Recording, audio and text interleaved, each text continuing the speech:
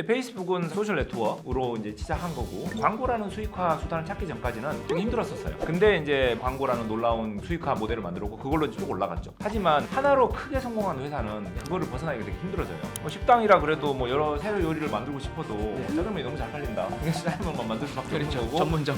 경쟁자들이 나타나서 옮겨가면 전반적인 한계가 있는 거죠. 광고만 가지고 페이스북 매출이 어마어마하잖아요. 네네. 그런 숫자를 보면은 다른 데로 가기는 쉽지가 않죠. 완벽하게 회사의 DNA를 바꾸기는.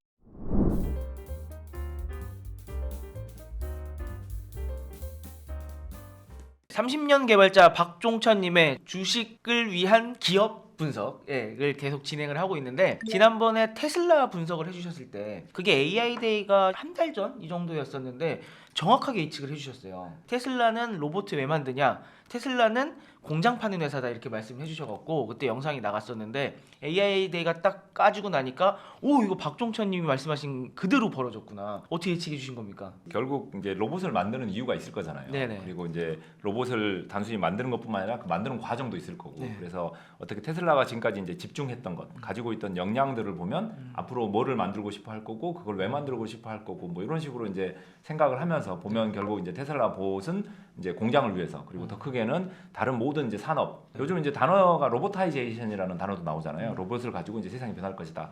그런 점에서 테슬라가 굉장히 중요한 역할을 할 거라고 지금 생각을 합니다. 오늘 테슬라 편은 아니지만 그래도 AI데이가 끝났으니까 살짝만 리뷰해 주실 수 있을까요? 저는 그 AI 데이 보면서 되게 감동 깊었던 게, 결국 생각해 보시면 이제 로봇을 만든다고 하면 구동하고 제어가 있을 거예요. 결국은 뭐 모터가 이렇게 연결돼 있고 다리가 이렇게 움직인다라는 하드웨어적인 게 있을 것이고, 네. 그거를 제어로 어떤 식으로 이제 무릎을 굽히고 어떤 식으로 걸어가고. 네. 그래서 하나는 이제 하드웨어, 하나는 소프트웨어로 본다면 이거를 지금까지 어떻게 해왔나? 그러면 트레디셔널한 방법은 구동을 최대한 잘 만들려고 애를 썼을 것이고, 그리고 이걸 소프트웨어로 제어를 했겠죠. 왼쪽으로 35도 꺾고 오른쪽 거는 앞으로 3mm 간 다음에 뭐 이런 식으로 막 열심히 복잡하게 하면 사람 비슷하게 걸었겠죠. 그리고 가다 넘어지면 다시 고치고, 뭐 이거를 무한히 반복하는 거. 이게 굉장히 트레디셔널한 프로그래밍 방식이죠. 그게 사람이 한 거군요. 그렇죠. 네. 근데 이거를 머신러닝이 이걸 바꿨죠. 그래서 머신러닝으로 한다면 사실 이제 여러 가지 뭐 지도학습, 비지도학습, 강화학습 이런 게 있습니다만 그 중에 제일 중요한 이제 강화학습으로 가보면 알파고가 있었잖아요. 네. 알파고는 기존에 바둑 둔 거를 가르쳐주고 배우게 했어요. 그렇죠. 그 다음에 얘가 똑똑해진 거예요. 네. 근데 알파 제로는 그게 아니라 네가 점수가 더 낮으면 지는 거야 라고 해놓고 그냥 두게 한 거예요. 알아서 계속 네, 자기가 알아서 학습하게. 자기끼리 네. 계속 두면서 점점 발전하는 거죠. 네, 네. 그러면 다시 테슬라 보수로 가면 넘어지면 안 돼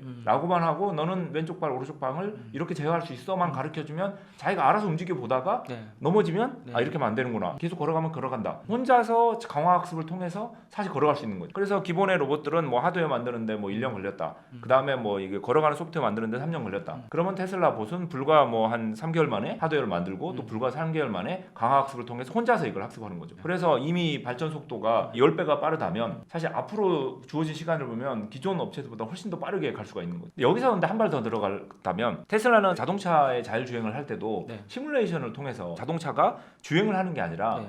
가상 세계에서 주행을 해보고 학습할 수 있는 거잖아요. 네네네. 생각해 보면은 마찬가지로 테슬라 봇도 물리 법칙을 그대로 시뮬레이션 해놓으면 그 가상 공간에서 혼자서 이렇게 걸어보고 넘어지고 학습하고 하면은 훨씬 1000배, 몇만 배를 빠르게 할 수 있겠죠. 네. 불과 하루 만에 전 지구를 걸어다니는 데이터를 학습시킬 수도 있는 거죠. 그래서 결국 일반적으로 하드웨어를 만들고 소프트웨어를 사람이 만드느냐, 아니면 이걸 머신러닝으로 이제 강화학습으로 발전시키느냐, 아니면 이 하드웨어 자체도 시뮬레이션으로 가상 세계에 넣어서 그 안에서 모든 걸 학습시키느냐가 발전 속도가 다른 거예요. 첫 번째보다 두 번째가 예를 들면 1000배가 빠르다면 두 번째보다 세 번째는 다시 또 1000배가 빨라지는. 네. 그래서 누구보다도 빠르게 진짜 사람처럼 이렇게 완벽하게 움직일 수 있는 그런 제어 소프트웨어를 만들어낼 수 있을 것이다 라고들 추측할 수 있겠죠. 강화학습은 실제 인생 속에서 자기가 넘어져 보면서 깨져 보면서 배운 그걸 이제 시뮬레이션화 하면은 인생을 계속 시뮬레이션을 살아보는 거죠. 그러니까 엄청나게 똑똑해지는, 책으로 배운 것보다 훨씬 더 똑똑해질 수 있는 그런 식으로 간다고 저는 이해가 되는 것 같습니다. 근데 오늘 테슬라에 대해서도 분석을 해주셔서 너무 감사드리고요. 오늘 메타 편인데, 메타에 들어가기 전에 또 이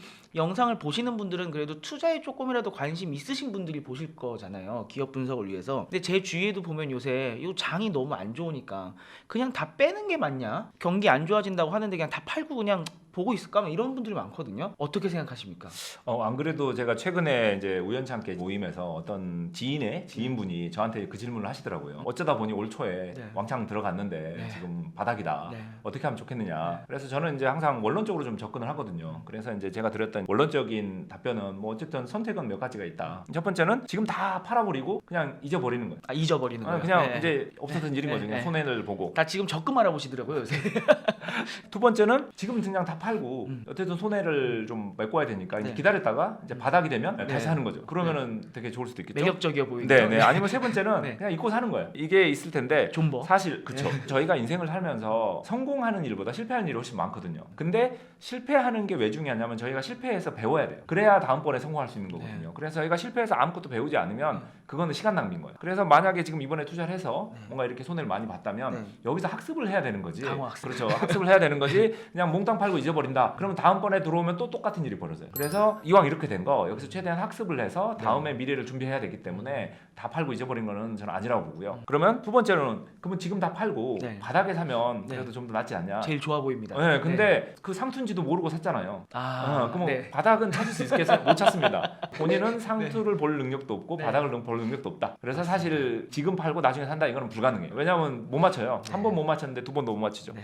그러면은 결국 세 번째는 그냥 잊고 산다. 네네네. 가 사실 정답이 될 텐데 네. 여기서 이제 그냥 잊고 산다로 가면 안 되고 종목으로 다시 가야 돼요. 내가 왜 이걸 샀냐? 아까 그분 같은 경우에는 잘 몰라서 한 10개 샀다 그러더라고요. 근데 그 각각에 대해서는 이유가 없어요. 예전에 말씀해 주셨잖아요. 계란 한 바구니에 담지 않는 게 리스크를 줄이는 게 아니다. 네. 공부하는 게 리스크를 그렇죠. 줄이는 거다. 네. 그래서 저는 10개를 사셨다면 네. 그 10개를 하나하나 공부를 하셔라. 뭐 시간은 많으니까 해보시고 10개 중에서 좀 줄여라. 그러니까 팔 거를 좀 고르셔야 되겠네요. 아니, 그러니까 팔아서 한 군데로 좀 이렇게 정리를 하는 거죠. 네. 근데 만약 정리를 못 하겠다고 뭐 공부를 더 해야 되는 거고 뭐 정리를 해봤더니 사실 다 파는 게 낫겠다. 뭐 그럴 수도 있겠죠. 네. 근데 어쨌든 아무 생각 없이 이상한 타이밍에 네. 왕창 사놓고 이렇게 헤매는 것보다는 현재 상황에서는 그 10개를 하나하나 더 고민해서 그 중에서 제일 좋은 회사를 찾아서 이거가 그래도 가능성이 제일 높겠다. 내가 봤을 때 이 제품을 내가 좋아하고 네. 하는 걸로 모아서 좀 정리를 해놓고 그런 다음에 이 회사가 정말 가치가 있을 것 같다라고 생각하면 지금도 들어가는 것도 방법이죠. 시장의 상황과 상관없이 뭐 시장이 올라가건 떨어지건 내가 이 회사가 될 거라고 믿으면 5년 후 10년 후에 될 거라고 믿으면 조금 더 들어가는 것도 방법이겠죠. 근데 이거는 이제 앞에 게 돼야 되는 거예요. 결국은 정리를 하건 팔건 사건 제일 첫 번째는 공부인 거죠. 그래서 산 회사들 10개에 대해서 각각 이유가 본인이 생각해 보셔라. 그게 있다면 이렇게 정리를 하든 뭐 여러 가지 해봐라 이런 조언을 해드렸는데 두고 봐야죠. 공부라고 말씀하시니까 이게 또 주위에 그런 공부를 하는 친구들도 있어요. 좀 말씀드리면 혼날 것 같긴 한데 이게 요새 저한테 뭘 추천했냐면 겨울이 다가오니 제설 관련 주식을 사라. 그다음 뭐가 되니까 사놓으면은 겨울 때 반짝할 거다. 뭐 가스를 사라 이런 것들 있잖아요. 이런 거는 좋은 투자법입니까? 주변에 조언하는 것 중에 하나가 사실 게임도 마찬가지인데 게임에서 우리가 스포츠건 게임이건 이겼을 때는 운이라고 생각해야 돼요. 그리고 지면 그게 실력인 거예요. 그러니까 당연히 저희가 실력 때문에 지는 거지 운 때문에 지는 건 아니거든요. 그러니까 실력 때문에 지고 운 때문에 이긴 거예요. 그래서 방금 말씀하신 여러 가지들이 우연히 맞아서 되는 거는 그건 우연인 거예요. 근데 우연에 사람이 계속 기대해서 가는 거는 되게 위험하잖아요. 우리는 절대로 이렇게 지지 않을 싸움을 하고 싶은 거지 우연히 이기는 싸움을 하고 싶은 거 아니에요. 그래서 실력을 키워서 이렇게 지지 않도록 최대한 노력한 상태에서 가끔 이제 운이 맞으면 성공할 수 있도록. 그래서 여러분들도 투자를 하시다 보면 잘 될 때도 있고 안 될 때도 있는데 안 될 때 더 집중하셔야 됩니다. 내가 뭐가 부족해서 안 됐나. 잘 된 거는 그냥 운으로 잘 됐다고 믿으시고 그 실력이라고 착각하시는 순간 굉장히 위험해집니다. 오늘도 또 뭔가 투자와 관련된 좋은 말씀 잘 들었고요. 이게 기업 분석도 중요하지만 항상 이렇게 마인드를 나는 공부를 해야 되고 이런데 휩쓸리면 안 돼라는 마인드를 매번 저희가 심어드리도록 하겠습니다. 이제 진짜로 들어가야죠. 이제 메타에 대해서 이야기를 할 건데 메타라고 하면은 다 아시겠지만 원래 페이스북이잖아요. 페이스북이 메타로 바꿨단 말이죠. 그러면은 메타버스 하는 회사인가? 페이스북 하는 회사인가? 지금 요새 메타가 뭐 하고 있는지 궁금해요. 그래서 메타는 원래 무슨 회사인지부터 여쭤봐야 되지 않을까 싶습니다. 결국 회사가 지금 뭐 하고 있나 앞으로 뭐 하고 싶냐 두 개 다 중요한 거예요. 현재 상황을 봐야 사실 미래도 볼 수 있는 거고 근데 페이스북은 사실 소셜 네트워크로 이제 시작한 거고 친구들끼리 연결하려고 시작해서 그게 이제 덩치가 커져서 여기까지 왔고 광고라는 수익화 수단을 찾기 전까지는 되게 힘들었었어요. 근데 이제 여러 좋은 분들이 오셔서 노력을 해서 광고라는 놀라운 수익화 모델을 만들었고 그걸로 그걸로 이제 쭉 올라갔죠. 하지만 하나로 크게 성공한 회사는 네. 그거를 벗어나기가 되게 힘들어져요. 그것만 갖고 가는 거죠. 광고로 수익화를 잘하는 건 좋고 그걸로 많은 돈을 보고 있고 회사가 성장하지만 결국 이거를 벗어나서 소셜 네트워크로 사람들을 모은 다음에 광고로 돈을 버는 거 말고 나머지 비즈니스 모델로 확장할 수 있냐가 굉장히 어려운 거고, 그 상황에서 어쨌든 이제 회사는 미래를 위해서 여러 가지 어려움을 타개하기 위해서 심지어 이제 회사명을 메타라고도 바꾸고 메타버스로 가고 있습니다만, 과연 여기서 이제 이 사람들이 원하는 메타버스를 뭐고 이제 세상에서 바라는 메타버스를 뭐고 메타버스는 과연 가능성이 있는가, 이런 이야기는 이제 하나씩 좀 살펴봐야 된다고 봅니다. 그 하나만 잘한다고 말씀을 해주신 게 생각해 보니까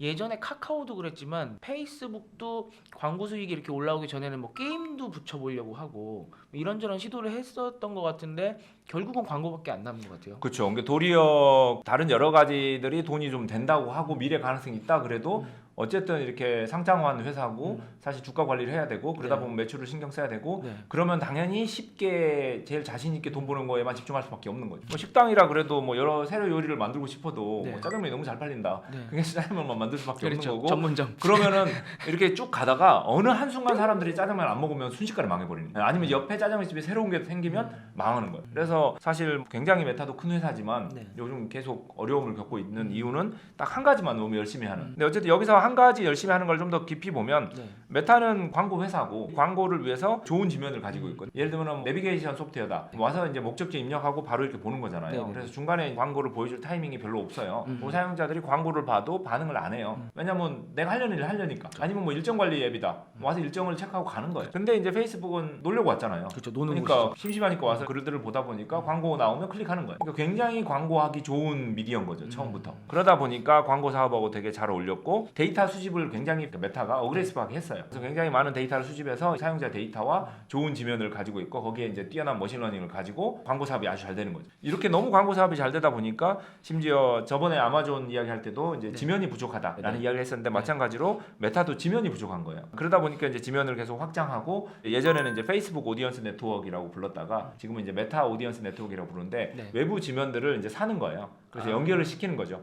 그래서 페이스북한테 이제 저희가 무슨 광고를 맡기면 페이스북이 자체 지면으로도 광고가 나가긴 하지만 MAN으로 나가요? 연결되는데도 나오는 거죠. 그래서 일반적인 회사들이 좋은 소프트웨어를 만들었는데 지면 가지고 광고 수익을 내고 싶은데 뭐 페이스북급의 뭔가 데이터나 뭐 기술은 없다. 그러면 그냥 페이스북한테 그 지면을 열어주면 페이스북이 가서 그 지면들을 가지고 수익화를 굉장히 잘해주는 메타 오디언스 네트워크가 굉장히 크고 매출도 많이 나오고 이걸 통해서도 계속 사업을 확장하는. 그래서 광고 측면에서만 보면은 메타는 잘하고 있습니다. 그래서 페이스북에서 검색하거나 글 쓰거나 했을 때 다른 데 가면은 그거랑 관련된 광고가 뜨는 게 그것 때문에 그런 거예요? 그렇죠. 이제 여기서 물론 개인정보 보호를 위해서 다 법은 지키고 사용자가 동의를 한 것들만 네. 이제 수집을 하고 그런 수집한 것들을 최대한 개인을 노출시키지 않고 이제 광고를 연결시키는 메타는 그거를 굉장히 어그레시브하게 하는 회사하고 물론 이제 사용자 정보를 지키기 위해 최대한 노력을 합니다. 당연히. 하지만 이거를 이제 얼마나 어그레시브하게 하느냐 아니면 이제 얼마나 조금만 쓰느냐는 좀 차이는 있겠죠. 뭐 예를 들면 애플 같은 경우에는 최대한 안 쓰는 게 목표라면 반대로 메타 같은 경우에는 최대한 쓰는 게 목표인 거고 그 둘이 이제 결국 iOS에서 이제 부딪혀가지고 애플이 최대한 이제 못 쓰게 막아버리고 이제 페이스북은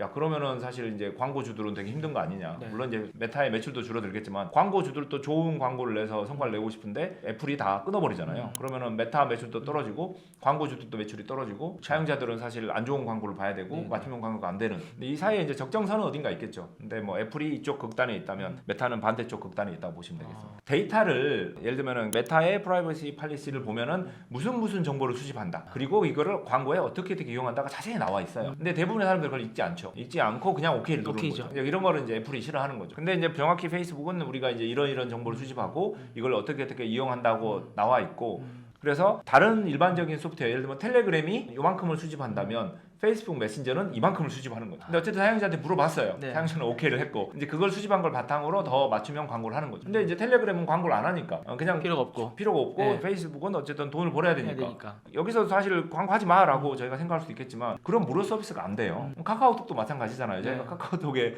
뭐 엄청난 돈을 주면 쓰는 것도 아닌데 네. 뭐 광고하지 마. 그러면 먹고 살 수가 없는 거죠. 이런 대목에서 재밌는 거는 구글이 유럽 쪽에 이제 서비스를 출시하는데 유럽에서 사용자들한테 광고를 안 보여줄 옵션을 제공해라. 이런 식으로 이야기를 했어요. 네. 그랬더니 구글이 그러면은 우리는 서비스를 안 안 하겠다. 아 진짜요? 그러니까 예를 들면 이런 거예요. 사용자가 처음 시작하면 약관을 보여주는데 약관에 우리 이런 정보를 수집할 네. 거고 그걸 통해서 광고를 할 거야. 네.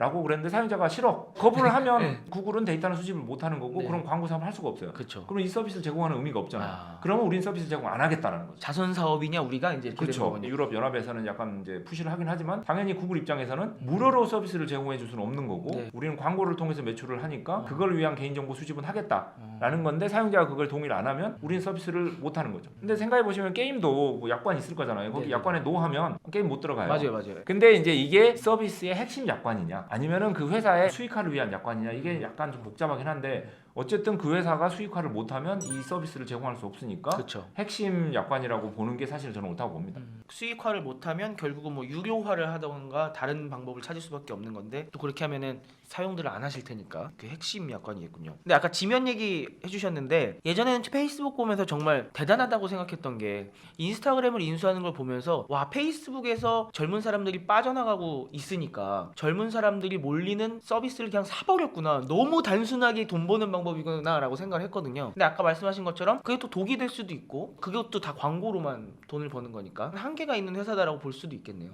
그렇죠. 그래서 이제 페이스북 입장에서는 최대한 좋은 서비스를 만들어서 사용자를 확보하고 그리고 이제 데이터를 최대한 많이 확보하고 머신러닝을 개발해서 사용자를 잘 추적해서 광고를 할 수 있게 하고 여기까지 해서 뭔가 서클이 완성이 되고 이 안에 계속 돌아가서 점점 더 좋은 데이터, 점점 더 좋은 머신러닝, 그다음에 광고 영업도 잘하고 국가도 확장하고 뭐 이렇게 되는데 이제 한계가 있는 거죠. 특히 경쟁자들이 나타나서 옮겨가면 그래서 어쩔 수 없이 이제 인스타그램 같은 것도 이제 인수를 해야 되고 네. 뭐 왓츠앱 같은 메신저도 인수해야 되고 틱톡 같은 데도 이제 치고 올라오니까 뭐 인수를 하거나 뭐 여러 가지 방법을 해야 되겠죠. 근데 어쨌든 이런 전반적인 한계가 있는 거죠. 결국 아까 이야기했던 짜장면 맛있게 만드는 것만 계속 해갖고는 네. 한계가 있는 건데 그래도 회사가 워낙 크고 이 광고만 가지고 페이스북 매출이 어마어마하잖아요. 네네. 그런 숫자를 보면은 다른 데로 가기는 쉽지가 않죠. 완벽하게 회사의 DNA를 바꾸기는. 그런 상황에서 그래도 우리는 딴 데로 가야 된다. 그리고 영원히 사람들이 페이스북 같은 스타일의 소셜 네트워크를 쓸 거냐, 아니면 뭐 인스타그램을 갈 거냐, 뭐 메신저로 페이스북 메신저 쓸 거냐, 왓츠앱 쓸 거냐. 근데 그 넥스트도 있는 거잖아요. 여전히 소셜 네트워킹, 소셜 미디어 내부이긴 하지만 그 다음을 볼 수 있는 게 어떻게 보면 VR인 거죠. 그래서 오큘리스라는 회사를 한참 전에 인수를 했고 오큘리스를 가지고 VR에서도 소셜을 하고 싶은 결국 사람들이 현실에서도 소셜 활동을 많이 한다면 VR에서 소셜 활동을 많이 할 것이다 라는 의미로서 그동안 이제 VR에 굉장히 투자를 많이 했고 그리고 VR의 더 확장판이라도 볼 수 있는 메타버스에도 굉장히 관심을 가졌고 네. 그러다 보니까 회사 이름도 이제 메타까지 바꾸는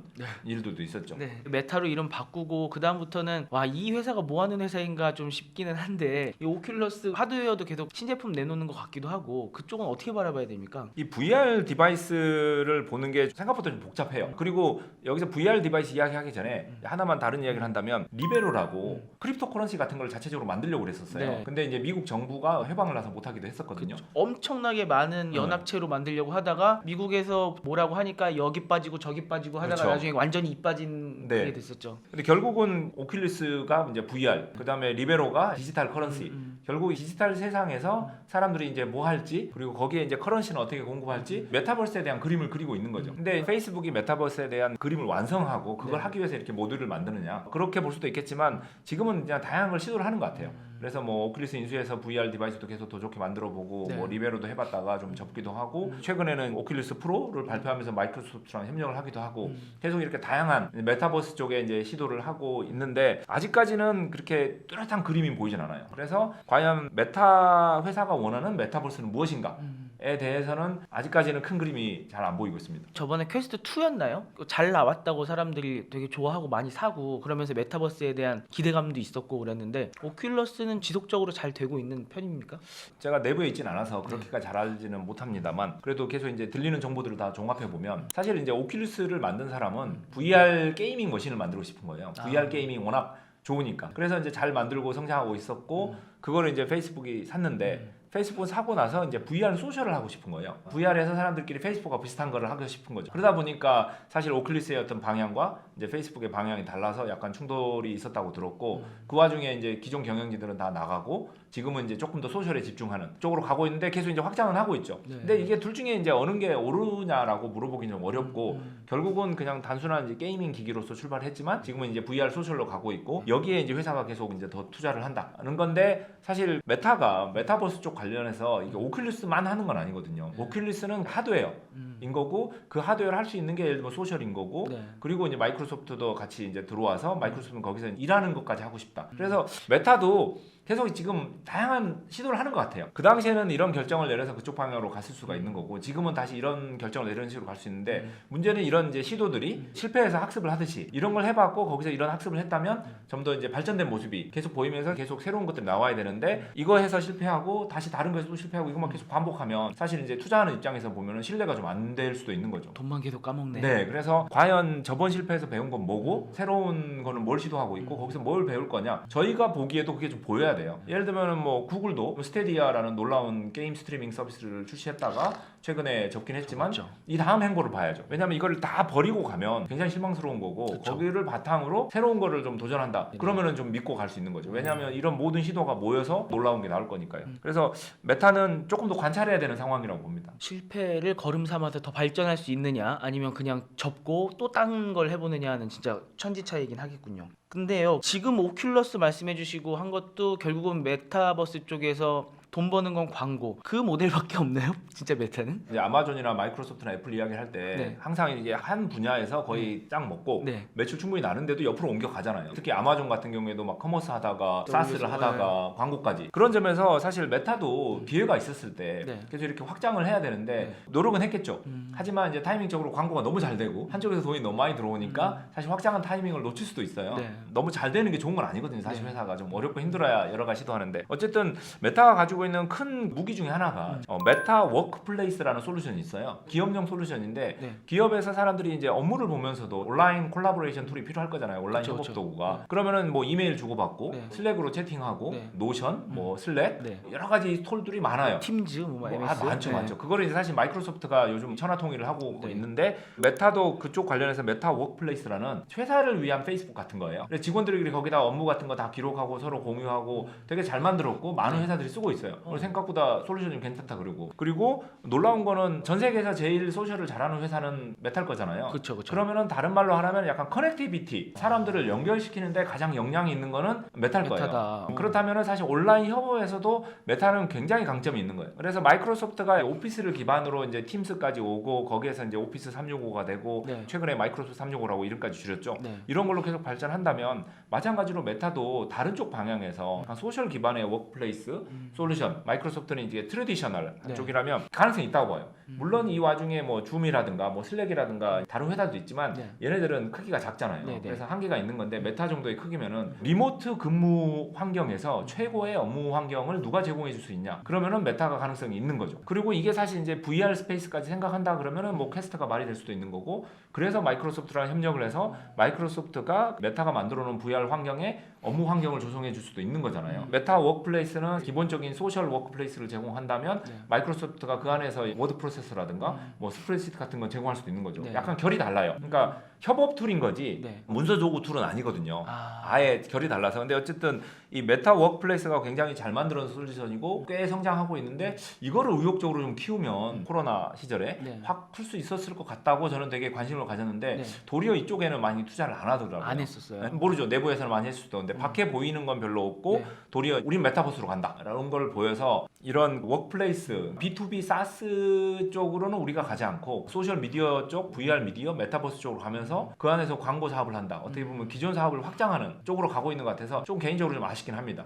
이유는 B2B 사스 시장을 보면은 네. 올해 기준으로 186 빌리언 정도거든요. 네. 이렇게 엔터프라이즈 사스 시장이 큰데 메타가 이쪽에서 잘할 수 있을 것 같은데 그리고 하고 있는 것도 있고 근데 이쪽은 최대한 안 보고 기존에 하던 거를 이렇게 확장하는 쪽으로만 좀 보고 있어서 개인적으로 좀 아쉽다라는 생각을 좀 하고 있습니다. 처음에 기업 분석하는 방법 4가지 알려주신 것 중에 하나가 사스였잖아요. 네. 광고도 있었고 굉장히 중요한 요소고 잘할 수 있었는데 어떻게 보면 그걸 좀 그냥 걷어찬 거네요. 하고는 있으니까 하지만 결국 이제 선택과 집중을 해야 될 텐데 우리는 좋은 서비스를 기반으로 한 광고에 집중을 하느냐 앞으로도 계속 이걸 하느냐 아니면 이제 B2B 사스 쪽으로 좀 가느냐 여기에서 이제 선택인 건데 제가 볼 때는 그냥 기존에 하던 서비스를 확장하고 네. 거기서 광고로 돈을 버는 이거를 이제 메타버스까지 가져가는 아니면은 메타버스로 가면은 이게 생각대로 잘만 된다 그러면 플랫폼이 되는 거거든요. 그렇죠, 그렇죠. 그래서 누구보다 더 뛰어난 메타버스 환경이 돼서 모두가 여기 와서 활동한다면 지금까지는 소셜 네트워크 위에 광고로만 돈을 벌었다면 네. 이제 메타버스를 만들고 그 위에 플랫폼이 되면 더 막강한